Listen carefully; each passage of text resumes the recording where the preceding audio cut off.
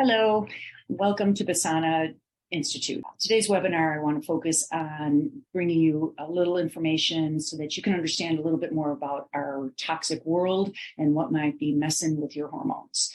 Today, I'm going to talk about endocrine disruptor chemicals. I am Susan Eichhorst, and I'm a PA here at Basana Health and Wellness. I've been specializing in hormone balancing using supplementation and replacement of hormones, along with medical wellness for nearly 8 years. And regularly I hear my hormones are off, or my doses might not be right. My pellets didn't work the last time we placed them. We already know a lot about stress in our world, whether that's physical or mental. We still have the same responses, and it frequently can downregulate how your hormones are balanced or are regulated. Our standard American diet specifically is really playing havoc with our hormone balancing, and it is definitely time to address that and do our best to get away from some of the most of the processed foods and toxins that are in our food system.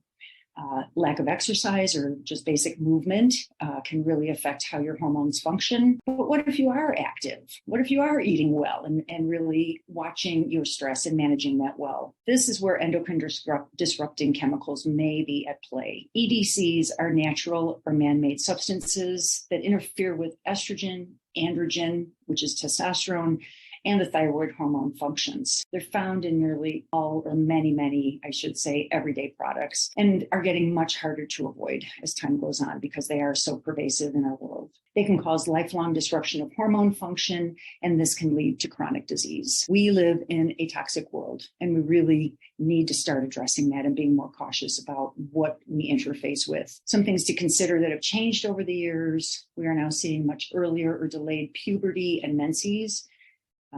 Girls as young as 8 are starting to menstruate, and we do know that some of those young girls can be fertile as well, unfortunately. Infertility rates are up for men and women. There's been a worldwide reduction in male levels of testosterone, the sperm quality and sperm count as well, also leading to infertility rates. A lot more estrogen dominant type symptoms out there. These are when women feel more bloated, they feel more breast pain, tenderness, feel like they're premenstrual, but they're not. And some of this can be an interplay from endocrine disrupting chemicals. We're seeing an increase in dysfunction of the thyroid gland, increased obesity rates, and interestingly, increased incidence of gender fluidity. And there is some concern that these endocrine disrupting chemicals may be playing a part in that as well. So this toxic world we live in, oh my gosh, we're kind of swimming around in microplastics. They're now found in our fish supply.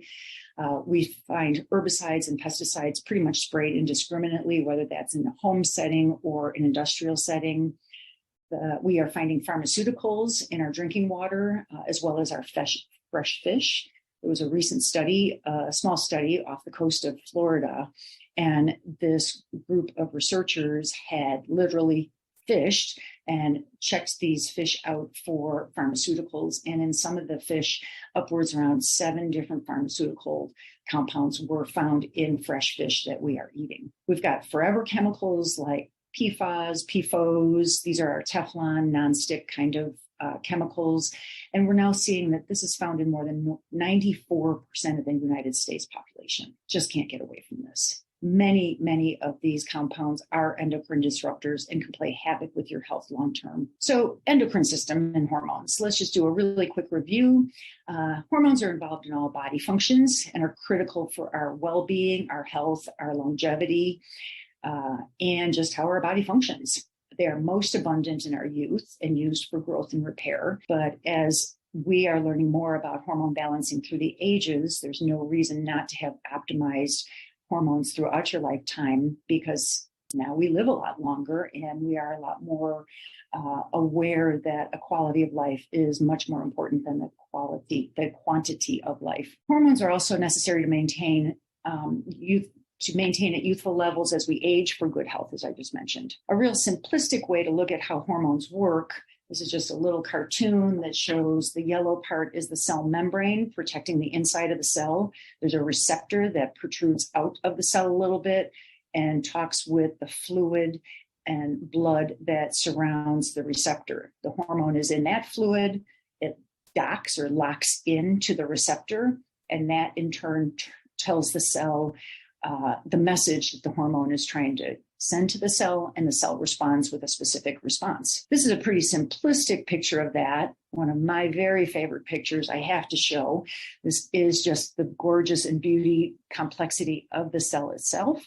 It's an electron microscope picture of a cell. What I do love about this is that it gives us a good impression of these receptors and just the interface between the outside of the cell and the inside of the cell. So these two little gold colored looking structures that are at the lower part of this picture, that is a receptor where these hormones will dock and then talk to the inside of the cell and ask it to do whatever it's programmed to do. So these endocrine disruptors, they, just like it sounds, they disrupt the hormones from doing its job. So there's a few ways that these work, and we are continuing to learn more and more modalities of how these chemicals are interfering with our health.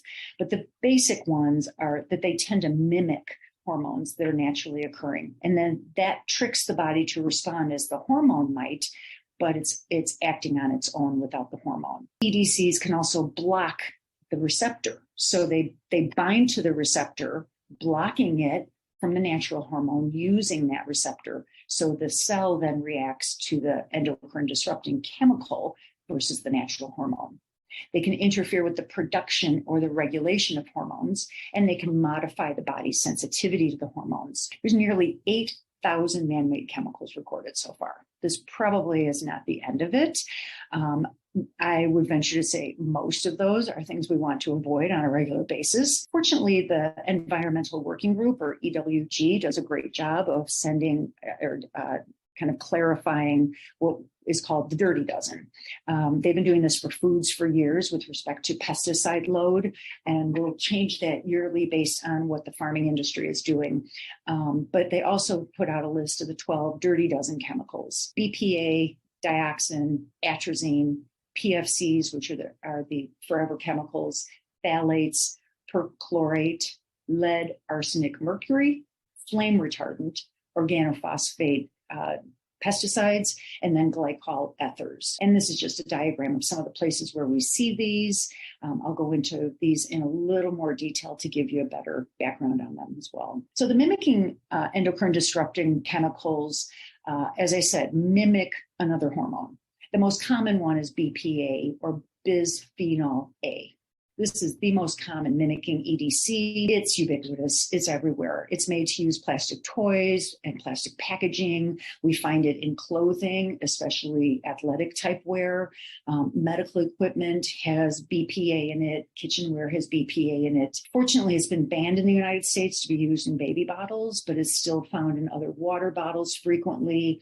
Many canned foods still have BPA as the lining to protect the food from oxidizing against the metal. And many people are not aware that thermal register tape, the receipt you get at the grocery store, may actually have BPA in it. I checked with my local national natural grocers and did learn that their register tape is actually laser printed, so it does not have BPA in them. But most traditional or regular register tape, you really don't want to be handling that. And if one of your kids is working the register, make sure they're frequently washing their hands, not putting that in their mouth. But do know that we absorb a lot through our skin, so we really just want to avoid them. So what BPA does is it mimics estrogen, and then the body is using this as its own, like an estrogen. So it can kind of fool the body into thinking it's getting more estrogen type hormone, which then can throw off menses, can cause infertility, early puberty, breast cancer, prostate cancer, polycystic ovarian syndrome, heart disease, things that are frequently associated with an imbalance of estrogen and two other hormones, specifically progesterone. One thing that I think it's important to kind of note here is we blame natural hormones and bioidentical hormone replacement therapy and estradiol, 17-beta estradiol specifically, for breast cancer. That is a very common misconception out there. And you cannot help but wonder, is more of this breast cancer and a lot of these problems really from these endocrine disrupting drugs that are mimicking but are not the same hormone? A blocking hormone, as I mentioned, it will bind to the receptor, and now the receptor's filled. So the natural hormone is unable to dock or bind to that receptor and give its message to the cell. So this is disrupting the normal natural signaling and the response of the cell itself. These are not listed in the 12 dirty dozen, but very important to understand from a thyroid perspective. Fluoride in our water, chlorine in our water, and bromine that is found in most traditional baking goods, they all compete or bind with the thyroid receptor. So my patients all hear me talk about receptors all the time because we can't measure them. And that's why sometimes levels of hormones need to be higher than is normal to elicit the responses that we're looking for. But if I'm drinking tap water and it has a high chlorine rate or a high fluoride rate, or I eat a lot of baked goods, which I'm really helping my patients understand these are not healthy foods, they may taste good, but not worth it, then your thyroid is really being downregulated by these compounds. And I really encourage people, and I'll go into ways to avoid all this later, but encourage people to filter your water, get rid of these chemicals. We really don't need them. Interfering endocrine disrupting chemicals affect how the hormones are actually made, how they're controlled within the body, how the body breaks them down or degrades them, and how they're stored in our bodies. So probably one of the major offenders is atrazine. Atrazine is a very popular pesticide. We can use it in a home setting. It's also used in industrial settings. It's been found in our drinking water, but it increases the conversion of testosterone to estrogen. So it's disrupting the regulation of this hormone. Testosterone is supposed to convert to estrogen. It's a natural physiological phase, and it can be very helpful and healthful. However, not when it's coming from an outside source that's actually a chemical. So that's where some of this is splitting hairs to some people. Well, it's still raising estrogen. If I give somebody testosterone, I may raise their estrogen. Yes, but I'm not disrupting the natural flow of that. So in one study that was pretty interesting, they used male frogs and they were exposed to levels of atrazine that were lower than is recommended by the EPA for humans. But imagine these are frogs that are living out in our waterways. Some of these frogs feminized, became female, and even developed fertile eggs. So that's where some of the question comes in. Could some of these endocrine disrupting chemicals actually be contributing to some gender fluidity out there? Because, we're offsetting hormones that kind of establish male versus female.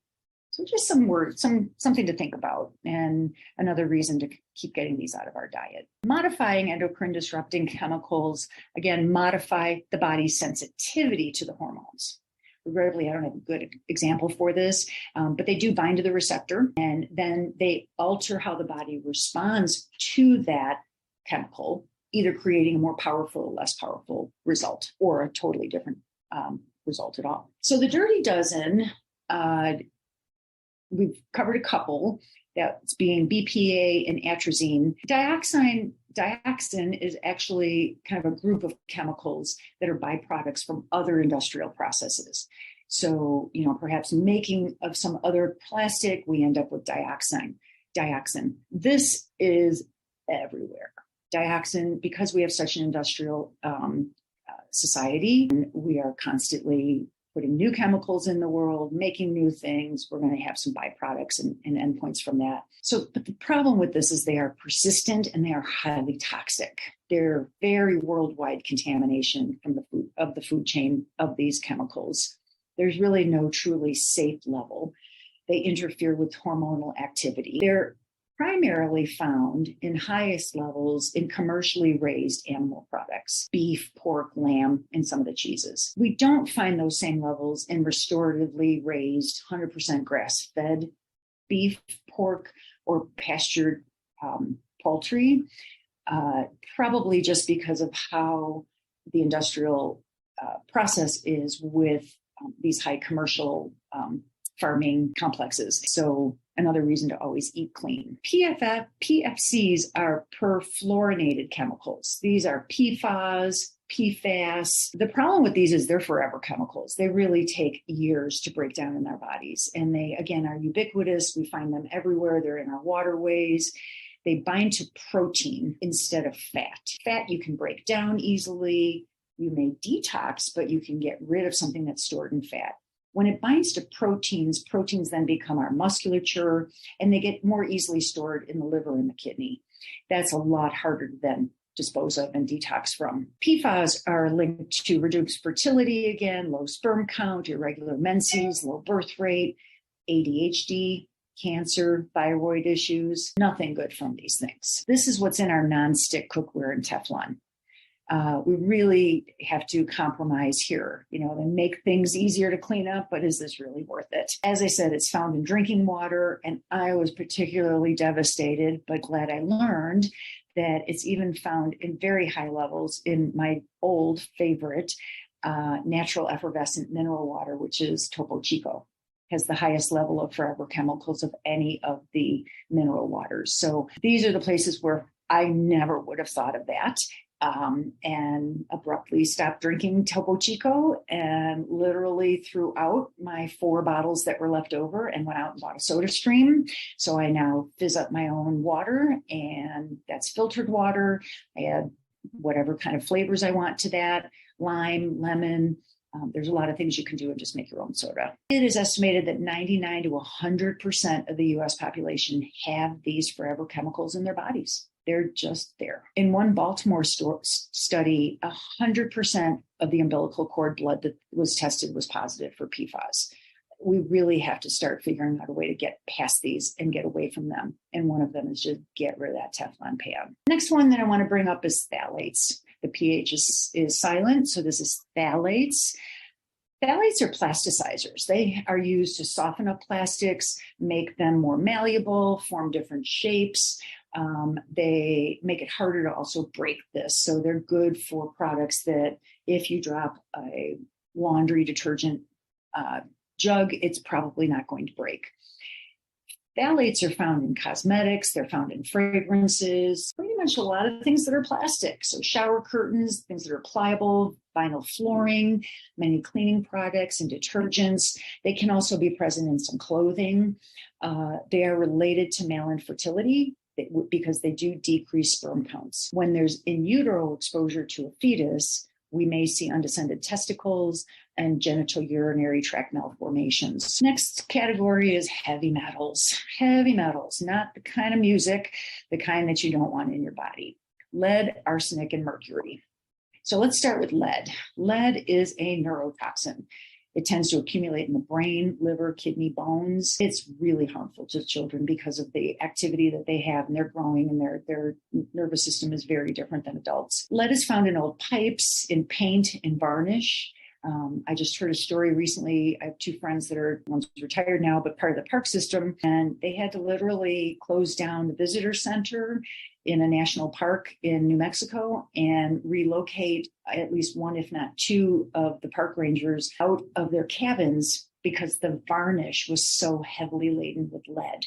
And there was a little kid living in the house. So we really have to be careful that we didn't know a lot of this stuff 50, 60, 70 years ago. And now we're starting to recognize we really need to be cognizant of lead in our environment. If you have a much older house, please have it assessed for lead in the paint and get your water tested. And then it was brought to my attention very recently, it'd be a good idea to check your lead levels if you like to partake in shooting sports. Every time that munition goes off, there's a little spray of lead. It can be on your fingers from handling the ammunition, loading up the weapon, the firearm. So those are really important things to know as well, that you can get lead exposure when you really don't think that that's something that you'd be thinking about. The next is arsenic. So arsenic's a little bit different. There's organic and inorganic forms. We as humans can actually excrete organic forms of arsenic that are found in some fish and algae, but we tend to accumulate inorganic arsenic. And that form of arsenic will actually deactivate up to about 200 different enzymes that are utilized in the body for other body functions. Many of these enzymes are involved in DNA replication. So arsenic will continue to compromise the DNA replication when it's present. Arsenic can enter the food chain through our herbicides and pesticides, through our soil and water. And this can actually be seen in rice paddies. Rice I understand has a small amount of natural arsenic in it, which may not be a problem. But then when it's sitting in these rice paddies and the water is becoming more concentrated, that gets absorbed into the rice and then dried. So it's highly recommended to not go overboard on rice as your primary starch, but make sure that you're rinsing your rice very, very, very well until you wash it, or I'm sorry, until you cook it. 3, 4, 5 rinses, make sure it's really running clear. That's very important. Arsenic can cause diarrhea and vomiting, nerve damage, heart disease, liver damage, confusion, memory loss, and eventually death. Mercury. Mercury is pretty common of a heavy metal toxicity because of the amount of it that we find in our fish. So as it says here, one report showed nearly an 84% of fish that was sampled from around the world had levels that exceeded the US EPA guidelines. So you really need to think twice if you're going to be a pescatarian.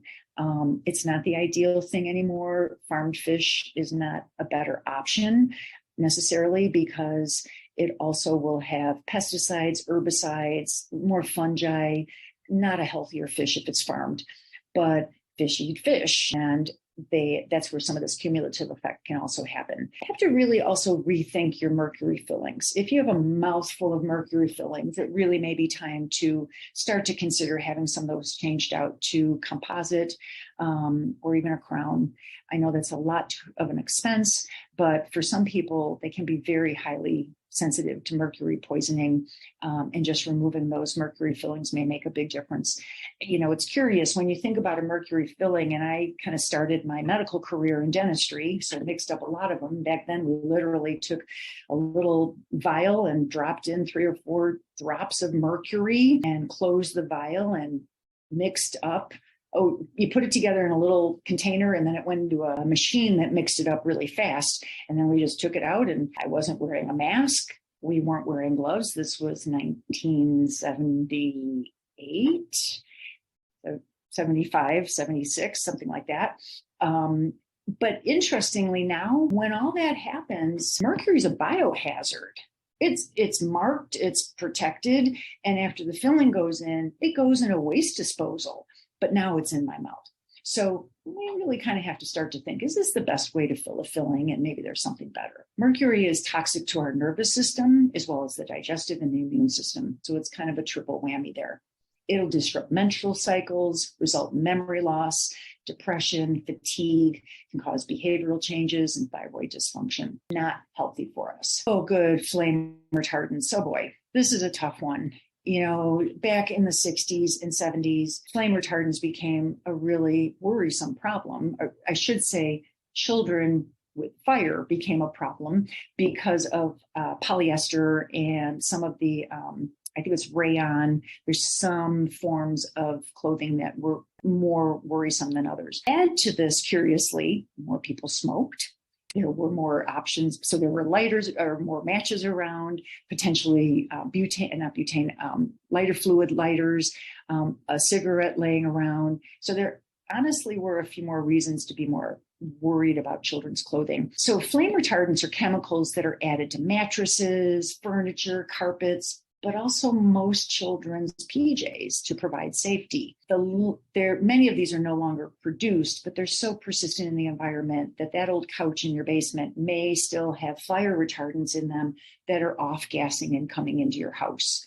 They stick around for years, and regrettably, they accumulate in our body. They cause thyroid dysfunction, can promote cancers. They are toxic to our reproductive system again, resulting in low birth rates, early onset puberty, behavioral changes for some people. They're really difficult to avoid. Do your best if you have children at home to find clothing that does not have a flame retardant on it. It's not easy to do that, but they are out there. They will have warning labels on them that they are not as safe, but do a good job of protecting your family from fire. Your children's pajamas are not going to protect them from a house fire. These are all really designed for a cigarette that falls on somebody or brushing up against a stove and not wanting clothes to go on fire, not to protect from a major house fire. Use a HEPA filter. That's a great thing to get into your house anyway, and really get some of the allergens out, the spores, but also some of these chemicals that are circulating around in our heating systems. Practice good hand washing. Just get rid of these chemicals off your hands before they go into your mouth, into your nose, into your eyes, or just seep through your skin. Keep reading labels. I know it's a pain in the butt, but keep reading labels to find out what are you exposing yourself and your family to. You really want to avoid polyurethane foam because that's going to have one of the highest amounts of flame retardants in it for protection. Organophosphate pesticides. These pesticides are specifically made to attack the nervous system of the insect.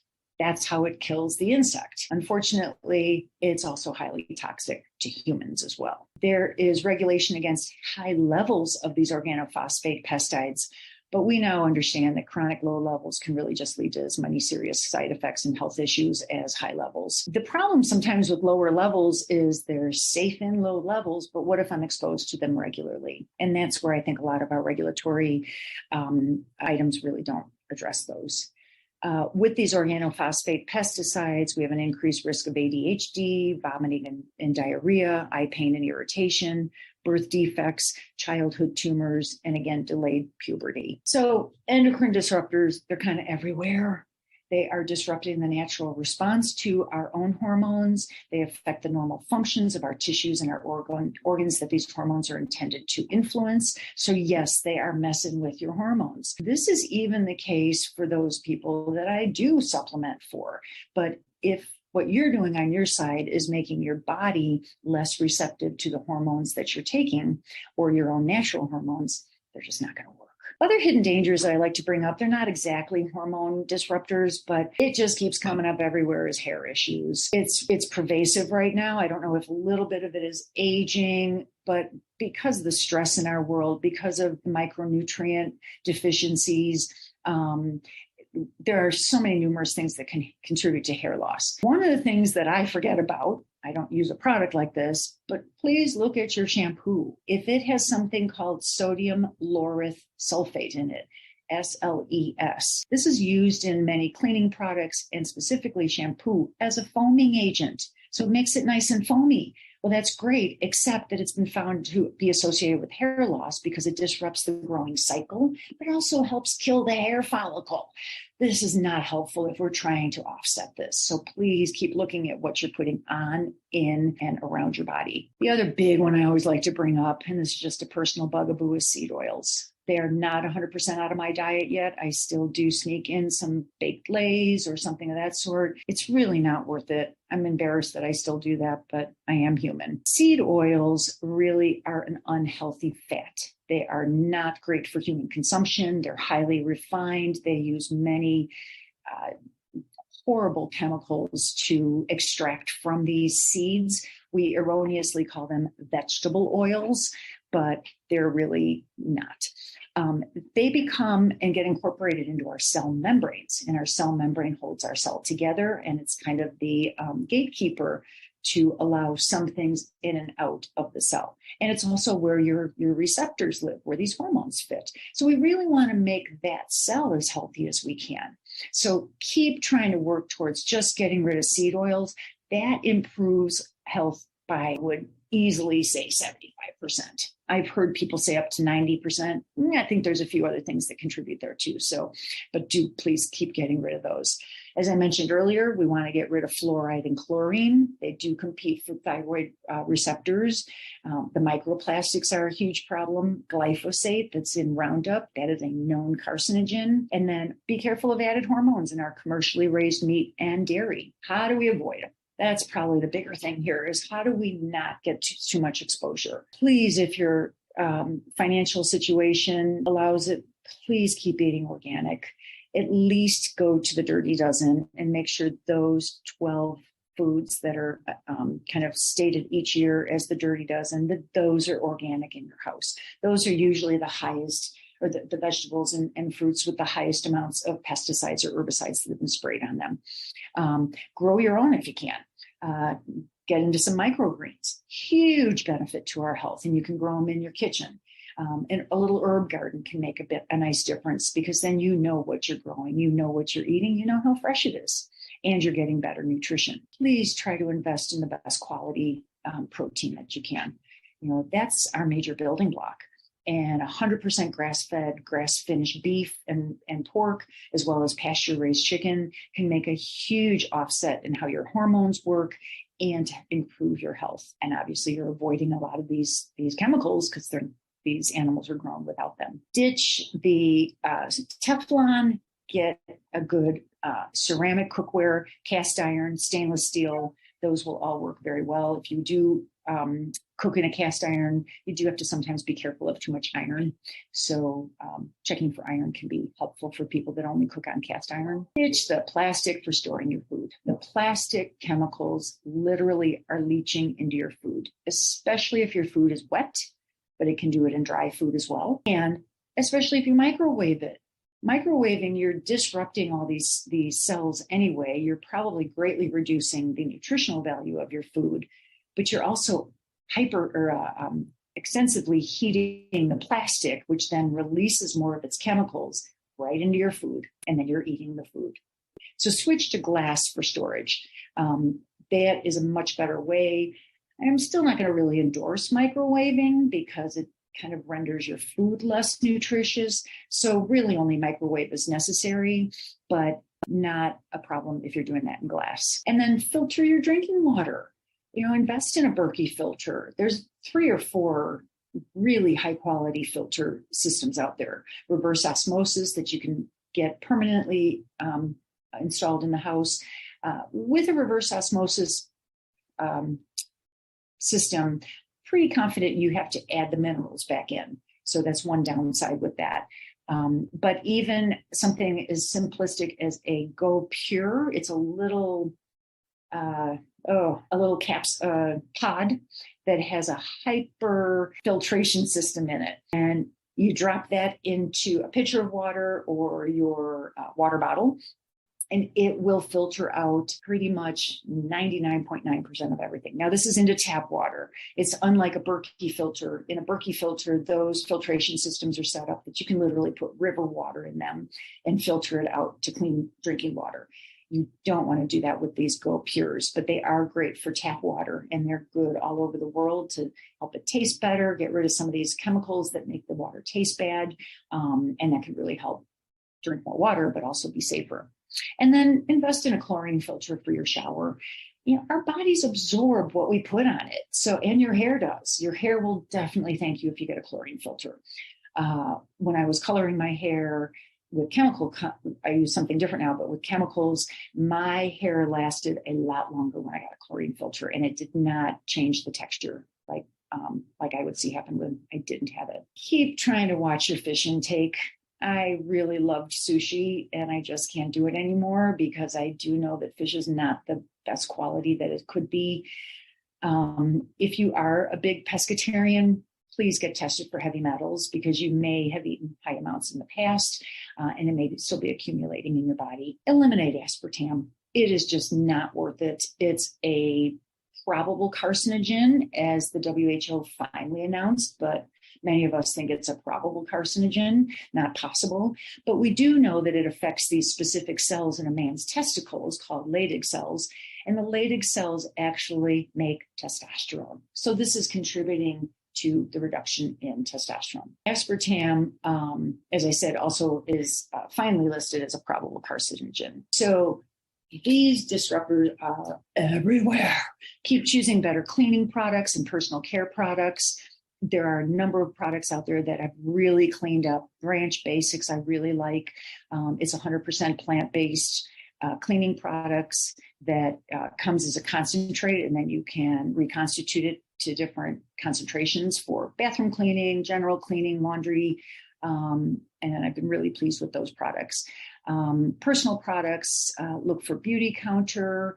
I don't know a lot of other ones. That's what I use, but I know that more and more products are coming out there that will advertise how many of these chemicals are not in their products and that they test for those. You can always use a detox system of an infrared sauna. I have a steam shower, not quite the same as an infrared sauna, but it does raise the body temperature quite a bit. And then I like to do a very cold shower plunge afterwards, or cold shower. I don't get to do a plunge. I'm not in a bathtub, but that can really do great things for detox, can help with kind of kill off some old mitochondria and stimulate some new mitochondria to work better. So do try to get in the habit of a hot, steamy shower followed by a cold shower. 1 to 3 minutes is really preferable, but no matter what you start with, you're going to have some benefits, but see if you can get up to about 1 to 3 minutes in a cold shower after your hot shower. There is activated charcoal that can be used. This is actually really beneficial for a lot of people and now comes in easy capsules. It removes most pesticides, fertilizers, and even mercury before they can land and get deposited in the liver and the kidneys and get distributed into the lymph system. And then there are ways to chelate or bind these heavy metals. And there's some oral formulations and IV therapies, as well as chlorella, vitamin C, and milk thistle that have all been shown as chelators as well. Just reiterating it again, please read labels for seed vegetable oils. They activate the endocannabinoid system and result in the munchies. So if nothing else, they're making you eat more. They also have a half-life of a roughly 618 days. So half of the compound is gone in almost 2 years. That's how long they stay in your cells. So let's just keep getting them out of there. And then please stay away from natural flavoring, natural fragrance, as these are more likely to have these forever chemicals, PFCs, in them. So I'd just like to bring it back home that please protect your hormones and your health. You and your family are very worth it. Your health is an investment, not an expense. And it's never too late to build a new body. It takes a lot of time. It does take a lot of focus, but honestly, it's worth it. And you are worth it.